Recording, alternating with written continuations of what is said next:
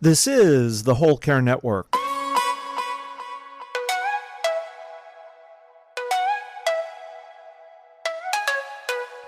Helping you tell your story one podcast at a time.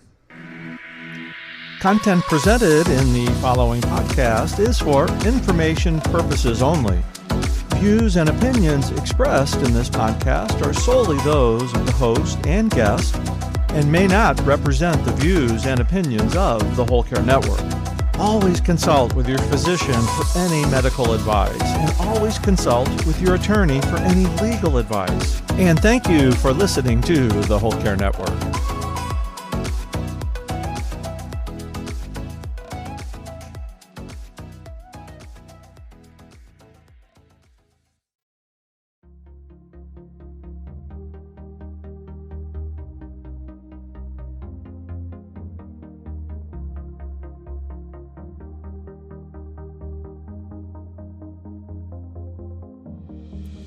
Welcome to From Guilt to Good, Self-Care Solutions for Busy Caregivers, the podcast rewriting the narrative of self-care.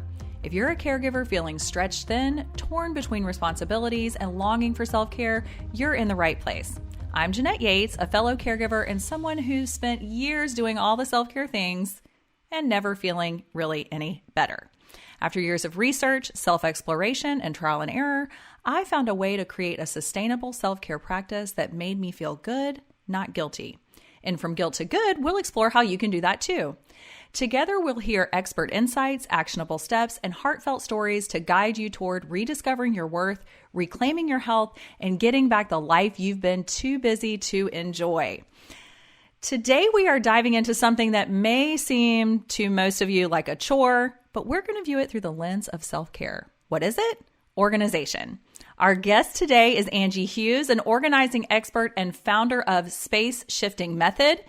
Angie's holistic approach to organizing includes physical spaces, your to-do list, and even your mindsets and belief. So you can see why I really love her. She'll be helping us understand how clearing clutter of all kinds allows us to create space for what we really, truly want and need, such as sustainable self-care practices. Welcome, Angie. Thank you so much for joining us on the podcast today. Thank you, Jeanette. So great to be here. Did I hit everything in the bio? Do you want to say anything else? You have quite the resume. You did really, really good. Yeah, no, you did great. I think that I started with the physical space and then quickly realized that clutter can come in all kinds of ways. And so that's where the holistic approach came into play. Well, I really like that because, of course, with the self-caregiver, we have a holistic approach to self-care. So we believe it includes all of the things. Anything can be self-care. Everybody has their own things that they need and want, and so we have to be able to be flexible with that. But I really do like how you bring that approach to organizing, and so. One of the first things I want to ask you about is, I said in the intro, we're going to be looking at organizing or organization through the lens of self-care. Is organizing self-care? What's your philosophy on this? Yeah, definitely. I love how you tie that in with self-care because what organizing can do, it can seem overwhelming. It can seem like just another chore type of thing. But when you set up your homes and your life with, you clear the clutter, set up your spaces, it really has such an effect on, think about like when you wake up in the morning. Mm-hmm. And it sets the tone for that. It sets the tone when you walk in the door at the end of the day. It's when you're prepared for things with your to-do list, when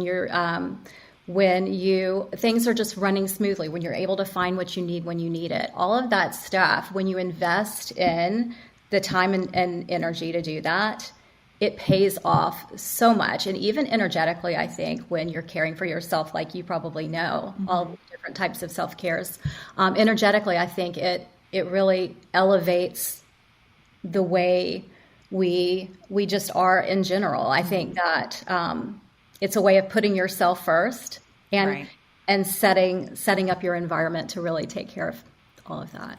Well, and the thing with just like self-care, organizing, a lot of people may be like, I am never going to be like those Pinterest things or those magazines that everything is super organized. And while I will say, I do finally have in my pantry, thanks to you, labeled plastic bins that all match. And I never thought I would get there. My whole, we don't have a lot, I have a messy bookshelf, all that kind of stuff, because that's my jam, right? Organizing is personal to each person. So they can decide how deep down the hole of organizing and labeling and all that they want to go. But it's really about what is going to bring peace to your environment for you, right? Exactly. And you've got to work with your natural preferences too, because a lot of times if you do set up things that you try to see, and a lot of times you see stuff on Instagram that's not reality. Like I will share some things and really make it look neat. We're behind the scenes, it can get messy, but I do have a process of, the weekly walkthrough, right? Getting things back in order. But yeah.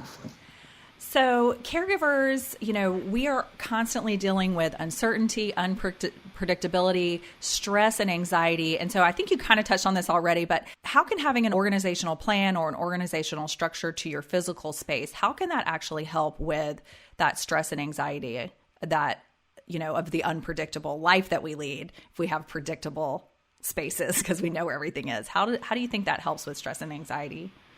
When you can operate in your environment and it just flows, like you're not having to think, where did I put that? Where is this? And when you have it set up to where even the visual clutter, when you can clear out all of that stuff, it just has this calming effect. And when your space is set up, and I don't know if sometimes you have other people coming in to help with the self-care, right. But when everything has a place and everybody knows where it is.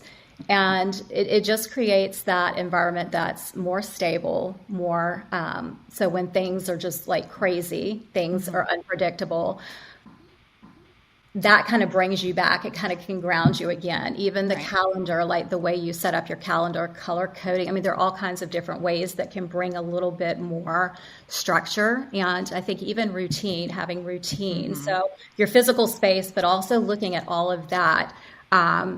I think in that situation could really help because it's got to be stressful. I would think you and the person that you're caring for. Right.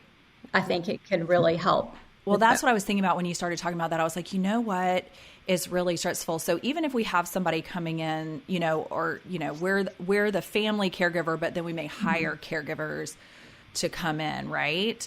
And maybe that means we can take a break, we can leave, but it's stressful if we still have to make sure there's everything they need. And do they have this and that? And do I need to run to the store to get more of this item or that item? It can be chaotic, and that kind of takes away from our time that we have for ourselves that we've carved out. So I can imagine that having more organization so we can look and see when something needs to be replenished, when something needs to be taken care of. But, and this is one thing I was thinking about too, when I was talking about the different levels of organization. Some people need everything out of eyesight. I don't want to see anything when I walk into my kitchen. I want to see only the countertops. Or when I walk into my loved one's bedroom, I only want to see the top of their dresser. I don't want to see all their medications and everything. So they want to put it in bins and everything. But other people would say, well, I want organization there, but I do need to be able to look at a glance and see everything. And so that's where knowing what you need and adjusting it is very helpful. But yeah, I do. I can tell you that for those of you listening, some people don't care about this kind of stuff. And that's, like I said, that personal organizing preference. But for me, if my kitchen is organized and there's nothing on the counters and there's nothing sitting in the sink and I light a candle, that's one of my rituals that I do. If I'm in a room, there's a candle, so I light a candle. Everything just it brings everything down a notch. It just kind of calms everything down. When I walk into the kitchen and my kids have been cooking in there all afternoon because they're hungry teens, that is all that's so sweet that they're cooking for themselves, and there's mess in my kitchen, so anyway, I do love how that physical space can do that anxiety reduction and calming for sure. And think about your physical space. So if you are a visual person and you need to see everything, or you like to see things out and you need certain things, like some people don't want to file away their papers, they need to see them, or they need the medicine out on the counter or whatever, just think of creating zones and categories. And so whether that's a visible stuff that you see out, think about like a kindergarten room, how everything is labeled, everything is contained.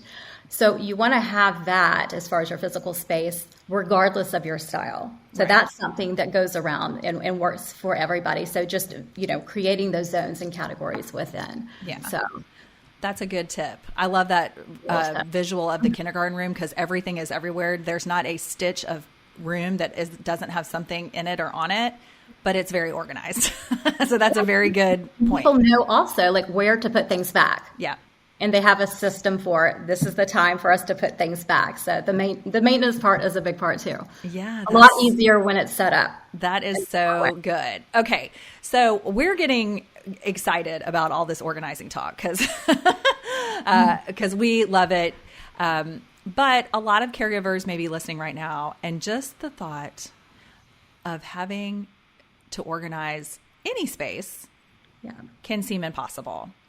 But I know that you have a process where you walk people through this, and I think this is part of that space shifting method, and this is how you coach people how to do this. So can you give us just a little tidbit of what that's like? So for if somebody's just like, I cannot even think about this, how would you start them in this process? Okay, so space shifting space is an acronym. So each of the letters stands for something, and you can use it for a certain space in your room, your whole house. You can use it on your life, your business, or just even a shelf. I've used it. I have a blog post that it shows like me using it on a shelf. Yes. But you can use it with different things. So S is the first step, and that's surroundings assessment. So you want to look at what is the current situation, what's going on right now. So I would say, because I know it's got to be hard to find the time to even grasp, and you're overwhelmed a lot of times in the position that you guys are in right now. But find a little bit of time just to sit and go, okay, what's working and what's not. So if you're just using it on the space, you can go around and look around and say, okay, what am I having trouble finding? What is falling through the cracks? Like as far as your like scheduling, or what's causing you stress? And so just keeping a little a place where you're just keeping track of that. And that just gets it down on paper. It helps it also gets it out of your head, because we want to get stuff out of our head and put it down in a place that we can do something about it. Okay. And then you look at, that helps us determine where that clutter is coming from, because you look at it and go, okay, what's going on here? The P, so the second step is then preference. What do you prefer? Like, what would you love? How would you love this space to look or feel? How do you want it to function? Or how would you like your day to function? How would you like your business to function, whatever you're using it on? And then the A is action. You want to take action. What can you do to bring the S to the P? Like what can you clear out or set up, bring in? What can you do? And when you're really overwhelmed, sometimes it's like, okay, there are going to be some probably easier things to do. That you can pick from the what's not working and come up with solutions. But it really is setting up then like an action plan. What can I do? What are some simple things that I can do that I can take action on? And action is really important because a lot of times we get stuck and overwhelmed and we don't take action. This helps us at least know, okay, these are some things that I can gradually do. And it helps even if I do, like, for instance, a weekly prep, like once a week, sit down and look at, okay, what are some things that I can do? And if you're using this on your space, like we break it down, like maybe just going around your space and just doing a cabinet, just doing a drawer, just taking it gradual, but set aside like once a week to do that and just gradually go through your space if that's what you're using it on. But the space shifting can help you figure out, and it's hard, it depends on everybody is different, everybody's space is different, but if sometimes people think I have too much stuff, but then when they really get clear on that why, it's like, okay, I don't have too much stuff, I just don't have a system. They're not contained in a way that makes sense, so that it's just all over the place. Or It really depends on, but that first step, surroundings assessment, figures out, okay, what the current situation is. And then once you take action, C is complete. Okay. And that is where, okay, we want to take action, but we also want to be able to complete and come up with a way to feel good about, okay, I've done it, because when you get the action going, that brings momentum. Right. When you cross over to complete and you're actually able to check off things, Yes. that is where confidence comes from. Yes. Because so often we're like, oh, we want to do this, but we're not bringing it over to that C, that complete. So a lot of times it's clearing out a lot of the stuff that's in our space or on our to-do list, or, you know. I can't tell you how many things we got rid of when we did this in our kitchen, because it's like, we are not going to apple peeler, core slicer, or anything for, you know. So we had this thing, which some people, if they're baking a bunch of apple pies, really need. Yeah. We did not need it. And it was a really cool gadget, but we did not need it. But there's like a gajillion little things like that. Or how many meat thermometers do we really need in the house? You know, like things like that. But I love that, you know, we did the whole kitchen in like a weekend, right? But I could also have gone and done the silverware drawer one week and the utensil drawer the next week and the pots cabinet the next week. You know, like I love that you can take the time you need and get it right so that you can complete it. And then R is not part of your acronym, but I would imagine that maintenance or repeating, you know, is very important too. But what's the E? So E is evaluate. And that's such a good point, that not to put too much pressure on yourself and just go through, do what you can. And when you evaluate, you can always tweak it later. There's no perfect situation set up, but evaluate and then tweak if you need to make any little tweaks. One of the things I was thinking about with this, I'm going to say this, and then we're going to talk about two things that are really caregiving related, which I like to focus on self-care, but we are all caregivers.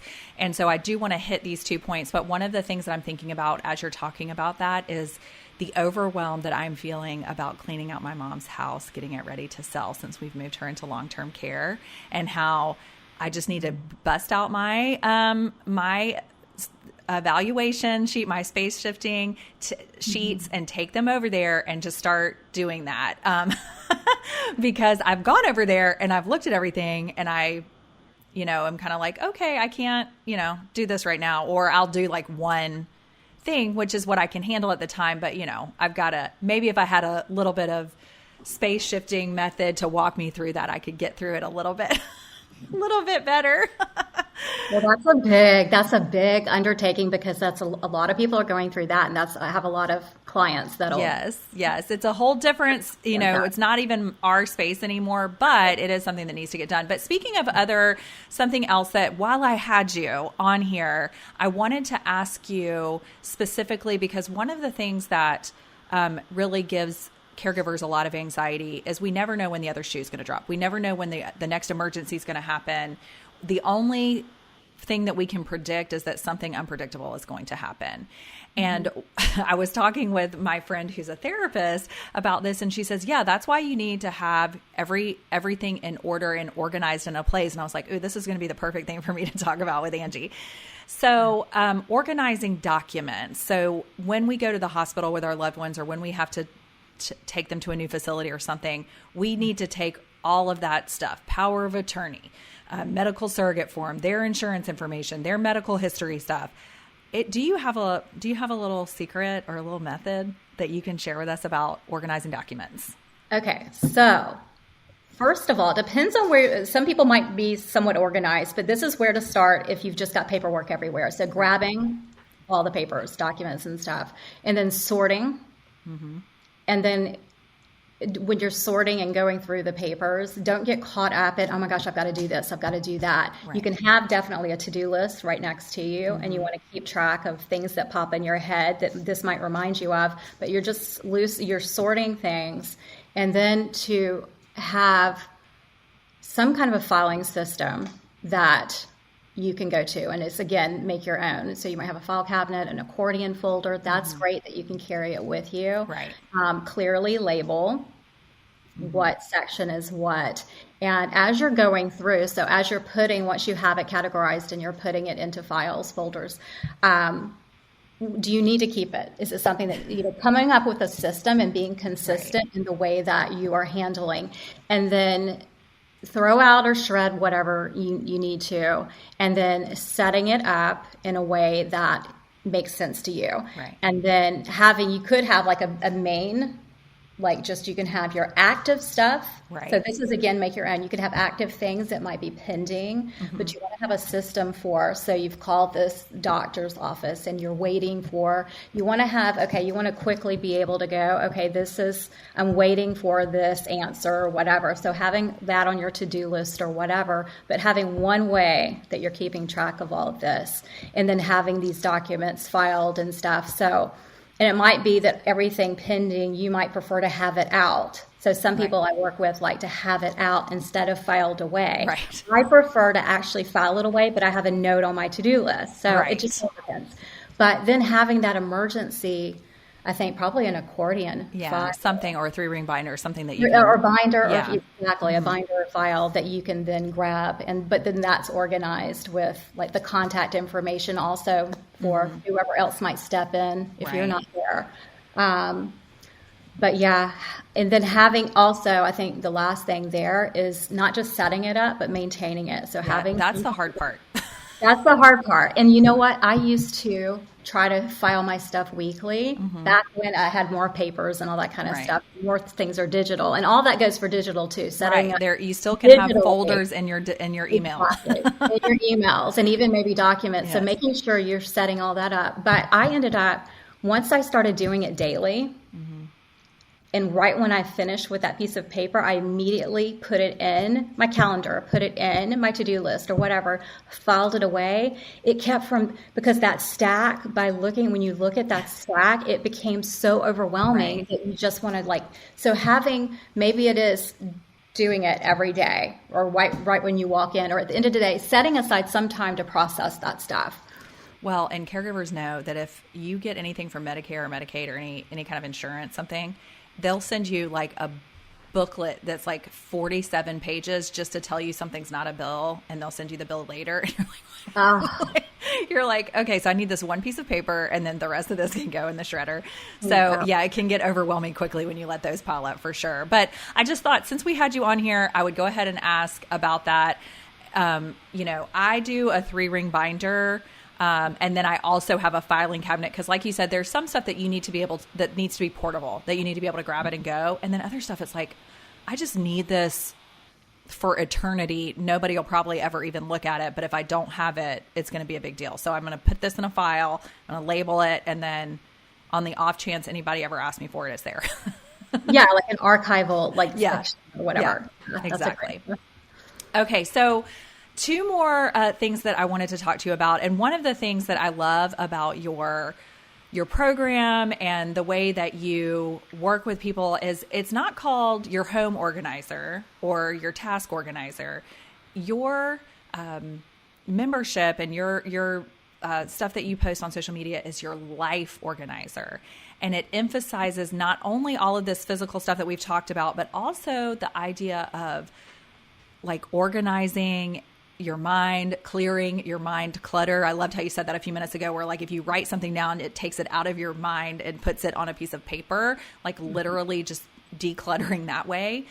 Also envisioning what you want. So look at that space and envision, like in a dream world, what do you want? And my mind said, you want clear plastic containers in your pantry that have labels. And I did it, but I love that whole mindset shift in addition to space shifting, and making that action plan. Now, this is something that is very important, I think, for caregivers who often feel stuck. I want you to talk a little bit more about how organizing that physical space and mental space can help improve the well-being. So talk a little bit more about that the stuff that you have that focuses on, like I know you do it at the first of the month, like what do you call that? Like the blank canvas day. Blank canvas. I was like, what's it called? I forgot. So talk a little bit about how that you can shift that mindset and have that blank canvas. I'd love for you to walk through that a little bit. Sure. Okay. So blank canvas day is something I started many, many years ago. It was a way for me to go, okay, I believe that we all have like a blank canvas, like we can design our life. So many of us feel, because I've been there, and I'll find myself sometimes still like getting stuck or whatever. And blank canvas day is the first day of the month. You can really do it anytime you want, but I like to look at it as the first day of the month. I get a blank canvas, and what do I want this next month? How do I want it to be? And to feel is a big thing, because a lot of times we go after things or goals or this or that, but we don't take it into account. How do we want to actually feel?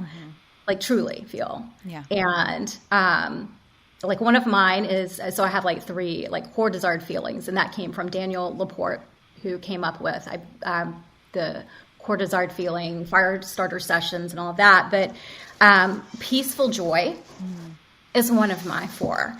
And so I look at things like, okay, I run through. So before jumping into the month ahead, I go, okay, I check in with myself. What do I need? How am I feeling? And then I go from there, but I look at my core desired feelings and I'm like, okay, how are these going? If I'm not feeling that peace, I'm not feeling that peaceful joy, because a happy, but also like a peaceful joy. Yeah. I made up that little word, but looking at how can you then bring that into your month ahead. And when you look at your month that way, before just barreling through, and I'm sorry, I have a kitty cat in the background. No problem. That's who I'm a caregiver for all of the kitties. We all have things going on. Somebody's always mowing their grass in my neighborhood, so I get it. Yeah. Now she's about to jump up.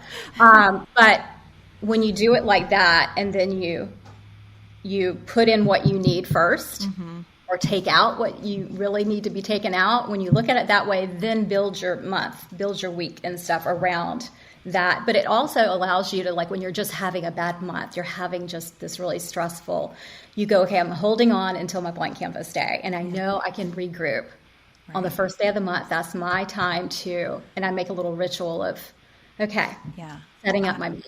I am loving that you said this, because when I asked this question, I did not even think about what I'm about to say. So just hearing you talk about it, first of all, like you said, it doesn't have to be the first of the month. For caregivers, you might need to do this every single week. Some weeks you may need to do this every single morning when you wake up and just say, this is a new day, right? It's like, it just depends. But I love the idea of taking that time. I love the idea of, having that date on the calendar, like there it is. But what it made me think about was how I got to where I am today with my self-care, because, my mom's been sick my whole life. And so the caregiving has just built and built and built over the years, right? So what things were like when I was 8 is not the same as they are now, 40 years later. So, things are just more and more and more. And so every year I'd be like, I cannot do another year like this. I cannot do another year like this. But that's it. That's all like, that's as far as I got. And the next year would go by and nothing was changing. And it was when I was able to say, okay, you can't do another year like this. What is the year you want? Like, what is like what you want to do? Like, what do you want that year to look like? What do you want to have? More time for rest, more time with my growing sons, more time with my husband who travels a lot for work, so I don't see him very often. I had to name those things that I wanted, and then backtrack and craft the life I wanted, the boundaries. And then once I set the boundaries, then added the self-care routines. But you're so right. If you don't, we can get stuck in the, I can't do this anymore. I can't live like this. I can't, this is killing me, or, I'm drained. I can't. And there's a time for that, but then it's time to say, okay, then let's not live anymore like that. Then what are we going to do? And in caregiving, sometimes you can't do what you want to do, which is just give up. Right. But there are things we can do. So I love the idea of being intentional. And I love that you said ritual too, because we talk a lot in the self-caregiver community about habits are formed by routine. Like you start a routine and you do it consistently, and then it becomes a habit. But sometimes if you have something too routine, then you're not really connecting it with yourself. So you can go do the gym every day, or go to yoga every day, and your mind can be thinking about your to-do list or thinking about all the stuff that you didn't get done yesterday, or what, you can be, or fretting about the situation with your loved ones, right? Thinking about your relationships or whatever, and you can just not be present in your caregiving. But if ritual is part of your self-care, where you're saying, this is my time, this is my moment, this is my space, I'm going to take this as self-care, not as I'm multitasking, I'm going to move my body while thinking about my to-do list, right? So I love the idea that you brought up ritual, to have that intentional time. So the routine is you do it every month. The ritual is that actual like space that you carve out there. And don't you show sometimes like on your Instagram, when it's the first of the month, you kind of show a little bit about what you do for your ritual and your practice there for Blank Canvas Day? I do. Yeah. I do. I like to do some kind of a little reminder, because I'm reminding myself. And then I'm like, okay, as I do this, I'm going to kind of share behind the scenes. This is what I'm doing. Kind of making it a little sacred, a little bit. Yeah. So you should go check out Angie's over at Your Life Organizer, right? On Instagram. Your Life Organizer. Yes. So I just really love that. So, I just think it's so neat. Intentional. I love that you said that. You brought up intentional. You used that and that's think of being intentional with every single thing that you bring into your home and into your calendar, into your life, into your mind. And it's so hard, the mind part. That's an ongoing, but that is part of a practice too, is to really be intentional, and you're aware, because that surroundings assessment, that first step, going back to space shifting, that awareness is everything. Once you're actually aware of these thoughts of maybe you're in this, I know it must be hard not to be sometimes in a negative place when you have so much on you, but what can you shift? And when you're aware of that, then you can be intentional, you can change it. And shift into more intention with what you really want. So I love that you use that word. Yeah, I think it's vital. I think awareness is also vital. That's something else we talk about in my program, is that like self-awareness. Like, how can you take care of yourself if you're not even aware of yourself, like in what you need? Like, you can't do it. So anyway, so many people say like that is the start of change. Like any kind of change, the awareness is the first part. Yeah. Yeah, it's even step one in the recovery community. Like, you have to know what's going on with yourself and say it out loud. Like admit it. So you got to be self-aware. Yeah. Okay, so before we wrap up today, I wanted to give you the opportunity to share any other encouragement you have for caregivers, and then also let us know how, if they want to get in touch with you, how they can do that. Okay, well, so Your Life Organizer, you can find me on Instagram there. But encouragement. Think of space shifting, just think of the word shift, and know that it can be a gradual thing. But if I had to, let me say this. So if I had 3 things to say as far as organizing your home and life, and this again is a shift thing. Some of it happens over time, but first is surround yourself with what you love. At your home, life, and all that. So surround yourself with what you love, and that's a good kind of filter to use.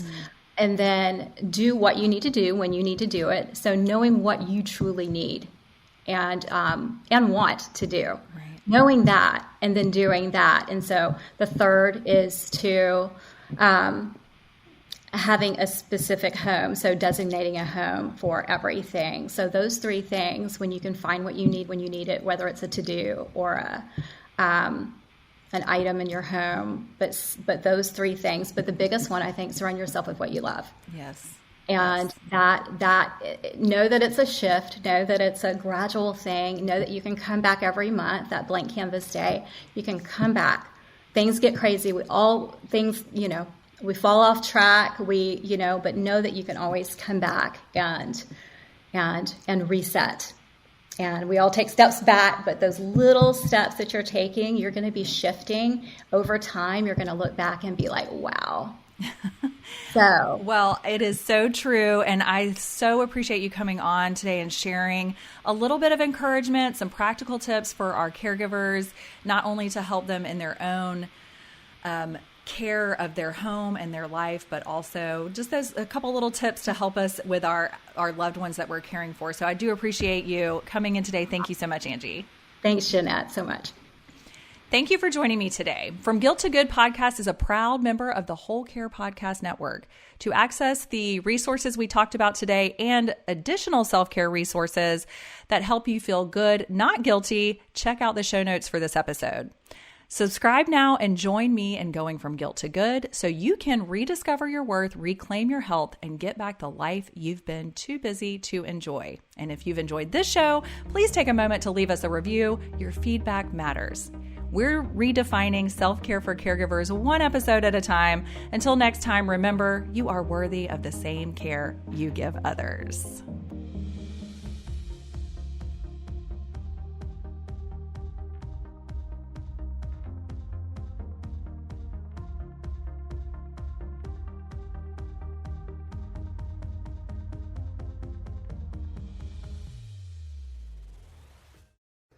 This is the Whole Care Network.